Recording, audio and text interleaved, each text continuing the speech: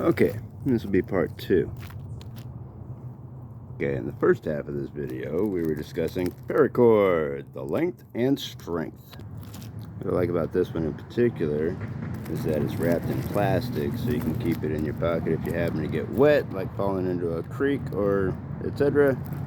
It'll stay nice and dry. Not that you necessarily need to keep your paracord dry. That new, fresh paracord smell. And if you notice, paracord is about the same thickness and width as a shoestring. So, hanging off of this would literally be like hanging from a shoestring. And very thin, but I guess you could grab a hold of it. Now, I'm not sure what kind of gloves to wear. This one has a nice thick leather palm, but yet these motorcycle gloves have a really good grip, so I'm going to test these out and see which one is most effective. And then I'll go for it barehanded, bare knuckles. Now look at this little fuzzy dude climbing up the paracord. Dun dun dun dun dun. Do you think he's poisonous? Or do you think he's edible? No, I'm not gonna eat you. You grow up into a moth or whatever. He says, yeah man, climb this thing. But if you're not comfortable climbing this narrow, thin thread as I've suggested, because that's probably not very safe, what I suggest you do is take your paracord and braid it together like this. Took me a couple hours to take it and braid it together, and folded it in half. So I got about 25 feet of length right here. And it gives you more to grab a hold of. Yeah! I actually took 2 rolls of the 50-foot, 160-pound strength camouflage paracord. I took one, folded it in half, which gives you 25 feet in length, and then the second one, I took half of that and braided it together with the other 2 strands for a triple braid like this.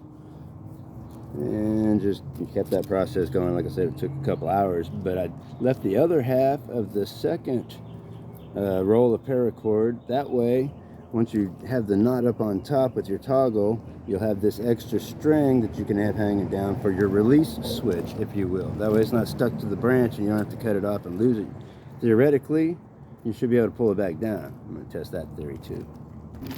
Some of you are all like, what's a toggle? Basically, a toggle is a stick tied to the end of the rope. I'm going to tie it on here, and then you got a loop on the other end, so you connect the loop, kind of like a belt, I guess you would say.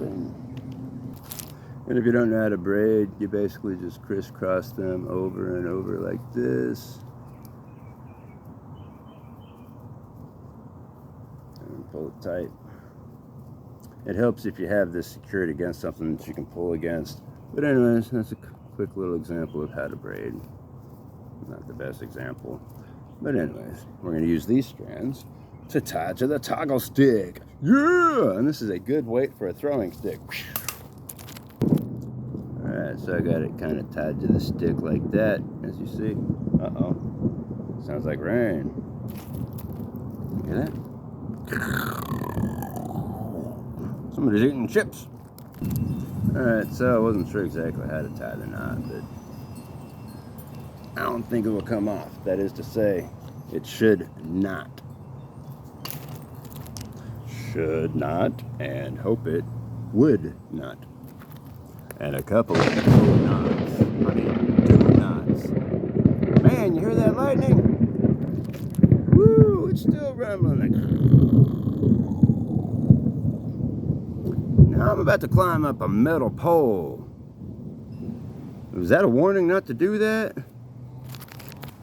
And it is starting to gently rain. I know somebody out there is going, buck, buck, buck, buck, buck. I thought this was supposed to be an adventure, man. All right, and that's where I want to take another time out and say there's a difference between having fun and being dumb. So be safe in every situation. And that's why I'm gonna, dang, there's more lightning. Anyways, as I was saying, that's why I'm going to test this single string paracord theory before I go jumping off the side of a bridge, because if y'all notice, there's some jagged rocks down there you can break your leg on, or if you fell and hit your head, there's just enough water to potentially drown in. So, once again, You don't want to be stupid, so be safe. But right there behind me is the pole that I was planning on slinging this rope over. About 12 feet in the air, I guess. No, it's more like 15. Anyways, I plan on climbing up this pole and demonstrating some climbing techniques, but probably not with all this lightning going on. Man, that is some steady lightning. Like every couple minutes. It's not that I mind getting wet because the rain feels pretty nice. It's just all that thunder and lightning. You know what I mean? So we'll hold out. We'll take another time out. But of course, weather like this is to be expected in the apocalypse. This is actually a nice day compared to what's going on in some parts of the world. I'm talking about tsunamis, flash floodings, mudslides, earthquakes, volcanoes.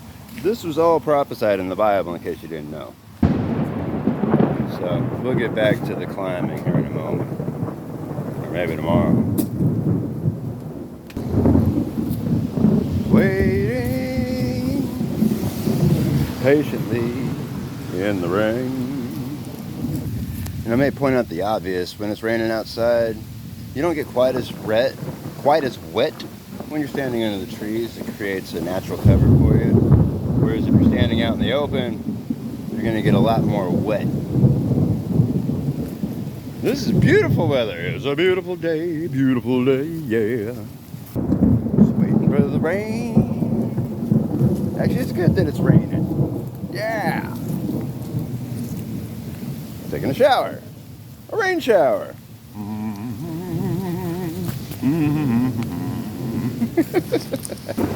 No, but seriously. That thunder and lightning is like every 30 seconds. It is non-stop, just one after another. Like me after I eat some beans. Oops. I mean, I know these gloves are knife resistant. I mean, you can juggle machetes and stuff, and you can reach into a fire with them. But I don't remember if they're waterproof or not. If you've ever worn a wet pair of leather gloves, you know it's not very comfortable. And they're very difficult to take off your hands afterwards as well. Hey, sounds like, oh, I was about to say, sounds like it's slowing down. Not yet.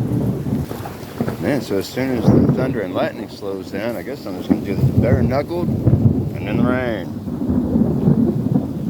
Woo! Adventure! But be careful.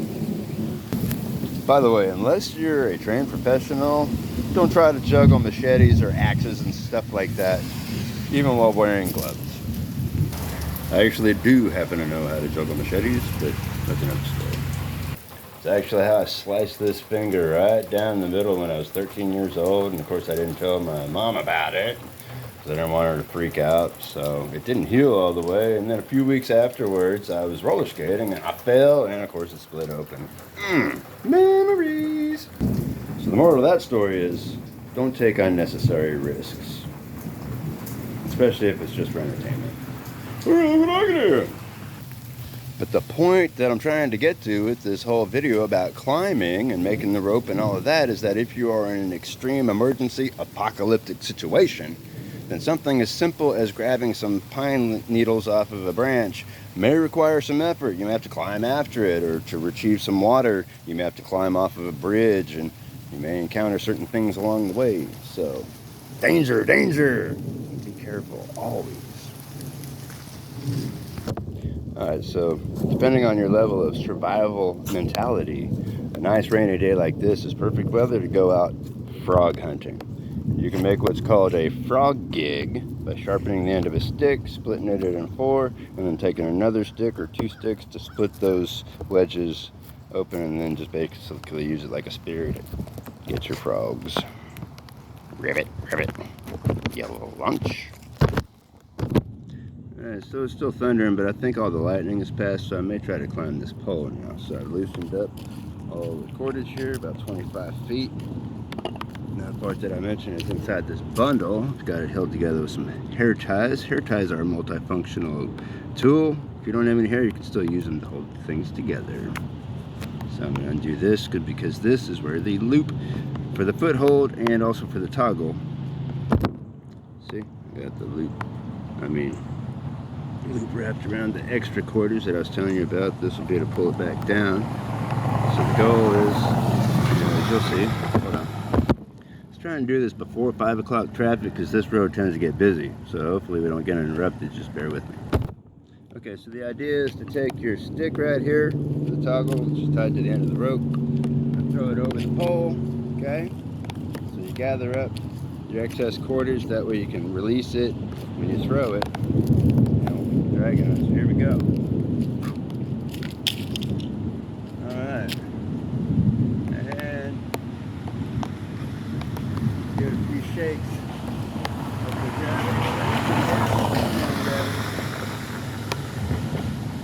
No. Oh shit. Well, come on. Oh, is this part of the learning experience, Lord? Please forgive my language for cursing. Okay, I think I can get it from there.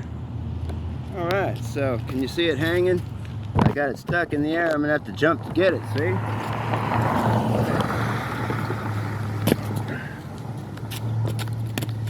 Hey, white man can jump! Okay, now if you can see, I got the stick right here. So I'm gonna put it through the loop on both sides to secure it, right? And then lift. Oh man, come on. How am I gonna do this? Like that? Oh, okay. Pull it up. Can you see how I'm lifting it up? And I'm gonna put this back down here. Alright, hopefully you can see it. It's all fogged up right now. Hello. Alright, this is my first time trying to do this, so one thing you don't want to do is climb out on the end of the pole like that. I know that. So try to pull it over to the other side if you can. Come on. Good.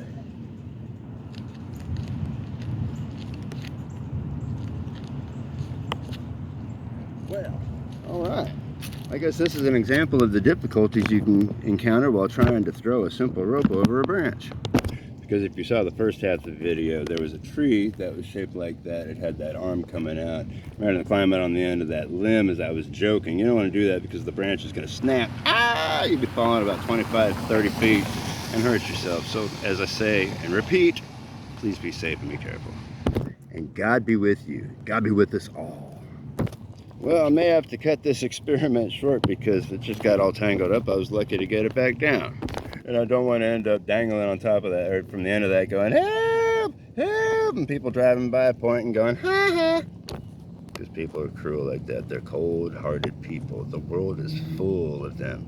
And we're supposed to have forgiveness and not cast judgment against them, because it's proving scripture to be correct that in the end times, many hearts will wax cold and many will be deceived. That's why you see so many confused people out there who are born as a girl and suddenly transform into a dude, and vice versa, and all of that confusion, because Satan is the author of confusion, if you didn't know. But I digress. So, anyways, as I keep repeating, be safe, be careful, try not to encounter difficult situations like this, but life is going to throw difficult situations at us. Maybe that's the whole point of this video. But as far as the adventure part, stay tuned, because the adventure begins soon. Part 1, Season 2, prepping for the apocalypse. Okay, so I guess I'm going to wrap things up, and by doing that, you basically just coil the rope around the stick like this. Yep. And that brings me to another point. You can do this with some quarters or, what's it called, 550 cord, and you can make it into a fishing pole, and you can reel them in like that. Yeah, I got a big one! That's not what I meant. Well, I didn't actually climb up there, but I did demonstrate why you want to leave that extra piece of quarters, so if it gets stuck like it did, you can pull it back down and try again. And before I close, I just want to make one announcement. Prepare for the apocalypse! And Jesus is coming soon. Jesus is coming soon! Hallelujah!